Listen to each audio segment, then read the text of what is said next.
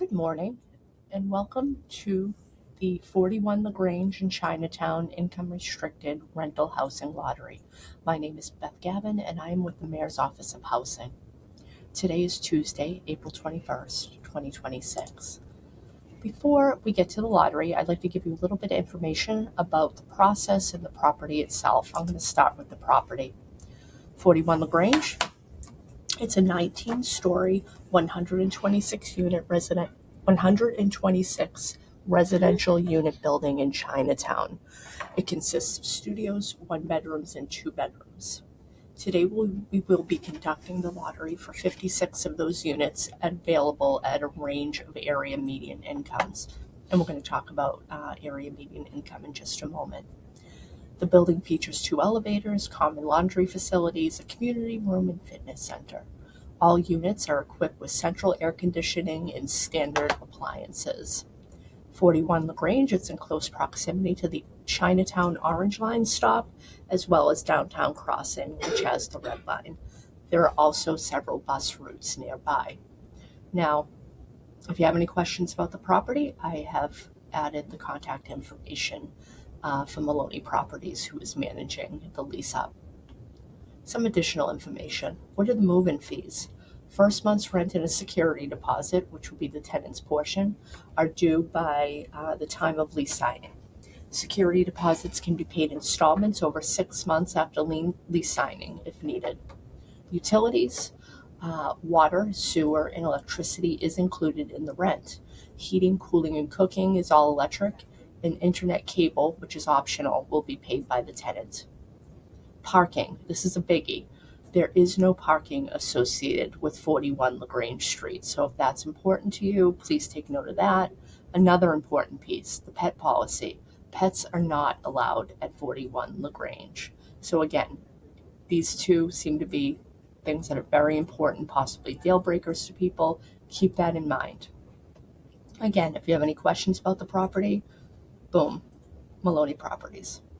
All right, so here is the unit breakdown for 41 LaGrange Street. As you can see, there are studios, one bedrooms, and two bedrooms available at a range of area median incomes. What does that even mean?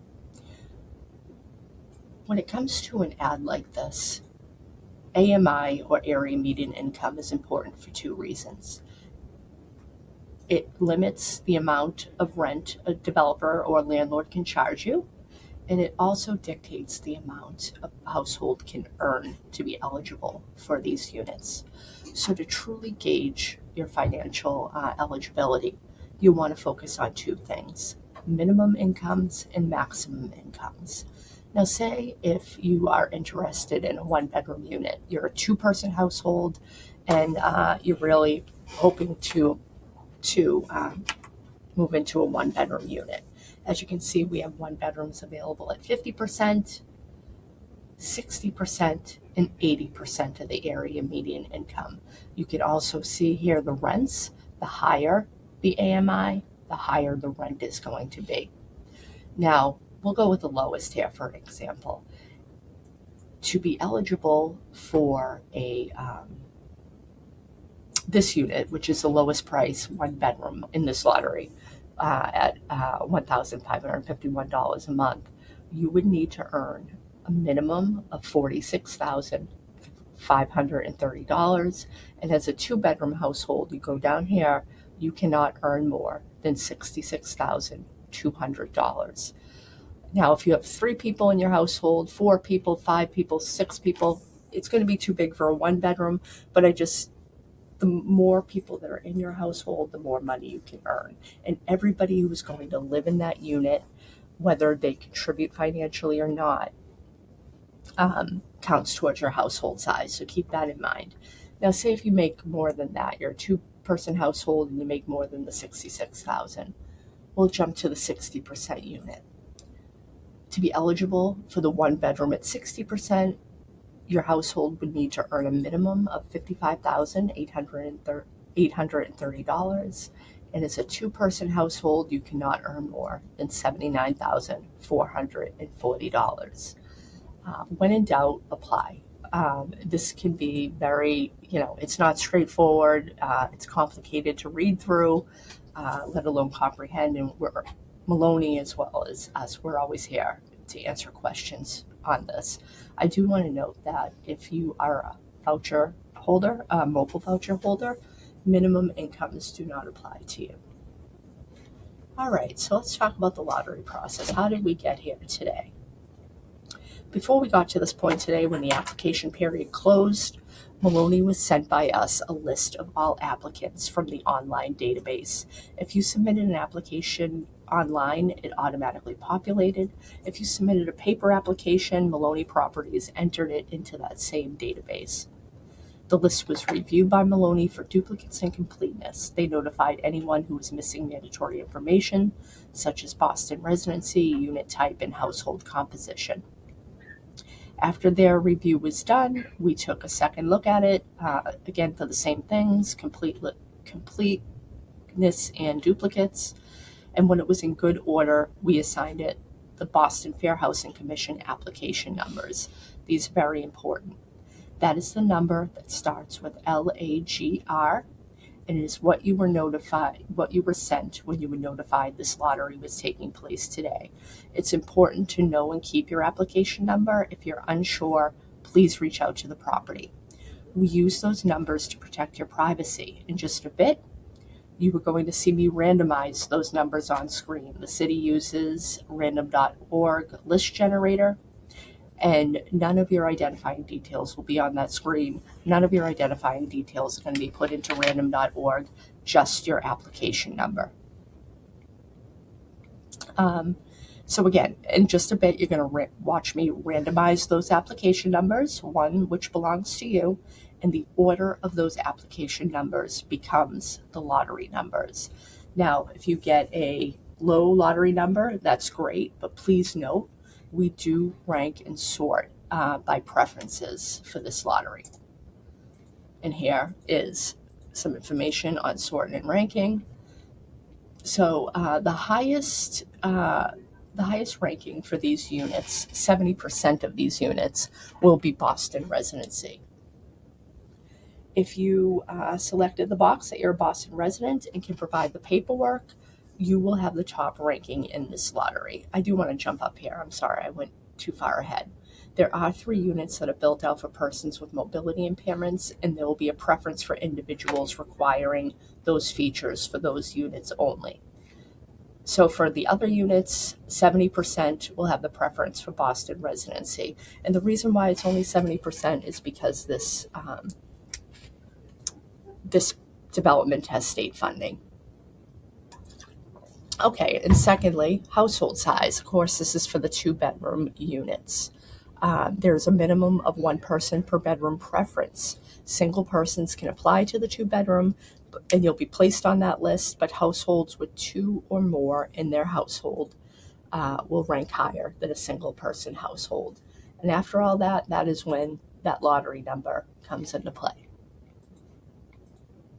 All right, so again, after I conduct this lottery, what I'm doing now, I'm going to sort and rank the results. From there, I'm going to send it to Maloney Properties, and they are given 10 days to get you your lottery number. Usually it's much faster than that. I'm going to post the anonymized lottery results onto the Affirmative Fair Housing webpage. You'll also be getting a copy of this presentation, so you'll be able to click in to that. But yeah, so we put the anonymized results. You'll only be able to identify yourself through your application number. So again, if you're unsure of that application number, reach out to the property. And if you're listening to me now, first of all, I apologize.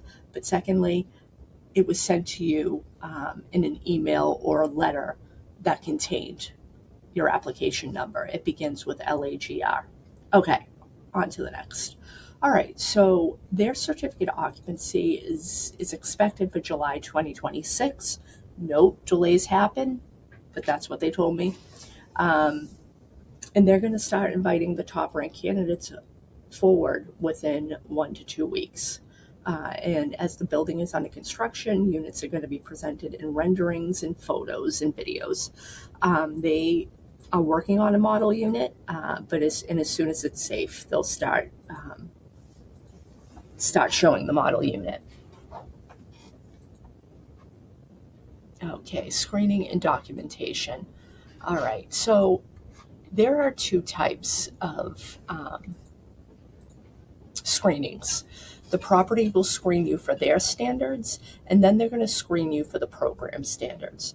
Property standards involve background information, and program standards involve income certification. So for LaGrange's, 41 LaGrange's backgrounds, they will be doing criminal, rental, and credit history. But please note, they need to abide by the Fair Chance 10 selection policy, which I've also linked here. If you want to read through it, but in a nutshell, nobody can be denied for poor credit if they have a good rental history. Voucher holders are not screened for credit or credit-related items, and nobody can be denied because of arrests or court appearances that did not result in conviction or judgment against the applicant. I do not believe there are any market rate units in this building. I could be very wrong. I apologize. But they cannot make the standards more difficult for an income restricted unit than they would a market rate unit. Excuse me. All right, so here's the paperwork. This is what you will be asked to provide, just a sampling of what you will be asked to provide if you have ranked high enough in the lottery, are invited forward in the process. You don't need to get this together now. They're going to be very explicit of what they need and when they need it by. So no need to send this information in unless it's requested. We just don't want to have your important documents unnecessarily. Proof of residency. If you certified you were a Boston resident, and you get the preference, you are going to need to show two of the following, not all of them, just two out of this list, and that's a dated letter from transitional housing, a signed lease, at will counts, car registration or insurance, renter's insurance, bills, whether that be heating, cable data, or cell or phone, cell or landline. You can also use a City of Boston voter registration or resident listing. Financial documents are due for everybody who is 18 years or older in your household, and that will include most recent pay stubs, most recent bank statements, and tax returns. Again, they're going to be very, very explicit about what they need and when they need it by. If anyone in your household above the age of 18 did not file taxes for any reason, they will need to submit a statement of non-filing from the IRS. And I put a link here to walk you through that if that is your situation, but Maloney Properties can also help with that. All right, so what happens after that? Maloney's going to screen you to ensure you're not over income, not over asset, and what you've certified matches the documents you provided. Once they feel it's in good order, they send it to a third party for verification. This can take a few weeks, and they'll still be your point of contact. Once the determination is made, again, they're going to be your contact and they will let you know. Here's some best practices. Don't ever give notice on your existing unit until you've been approved to move into your new home. I don't want to be a Debbie Downer, but I've seen things. You just want to be 100+% sure that that unit is ready and available and your lease is signed and you're going to move in and you have a move-in date. Delays happen, just things happen, so we don't want to see you out in the cold. Pay careful attention to deadlines. Anything they send you is going to have a deadline on it. They are contractually obligated to give you 5 business days if they send it by mail, and 7 business days if sent by mail, and that's postmarked.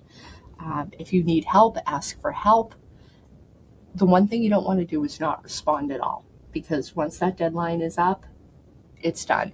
The number one reason I see people rejected from lotteries is non-responsiveness. If you're having issues, like getting this documentation from an employer or a bank, let them know that. I strongly suggest, not just for this lottery, but any lottery, put everything in writing, ideally email if you are able to, just so you have a record for yourself. If you're deemed ineligible and you feel it was an error, you will have the opportunity to appeal. You must put it in writing. In fact, the notice of ineligibility is going to contain a link that you can fill out and appeal that decision. But bottom line is you just want to pay careful attention to deadlines. All right, so if you have not already signed up for the Metro List newsletter, I highly recommend it. Not only will you find the lotteries that we oversee advertised there, but info sessions and other events throughout the city concerning housing. We'd love to meet you. Okay, again, this is the contact property. Maloney Properties is your main contact for this lottery, and I've put their email and phone number. Okay, and this is very important. If you've experienced housing discrimination in Boston, please reach out to the Boston Fair Housing Commission. I have added here their number as well as a link if you want to file a complaint online. If for whatever reason you are not comfortable reaching out to the city, I've also provided the phone number for our friends at MCAD as well as HUD. All right, and without further ado, I'm going to randomize. Sorry, I've added the numbers in, and blam. Okay, so there are 2,771 numbers in this lottery, application numbers, and you don't have to pause. You're going to get a copy of this too. In a moment, I'm going to send it to the affirmative marketing email, so it's time-stamped, but I do want to show you this. All right, I'm just going to scroll down for the sake of time. The IP address and the timestamp, just so you know we are using the same results throughout this process. All right, I don't know why I did it that way. Control A, copy, and now I'm going to send it. Bear with me. All right, got it ready to go, and paste. All right, I just want to make sure I got it all.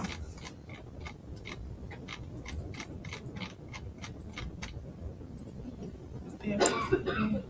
All right, I'm going to send it. All right, thank you so very much, everyone. I truly appreciate you, and I wish you all the best of luck.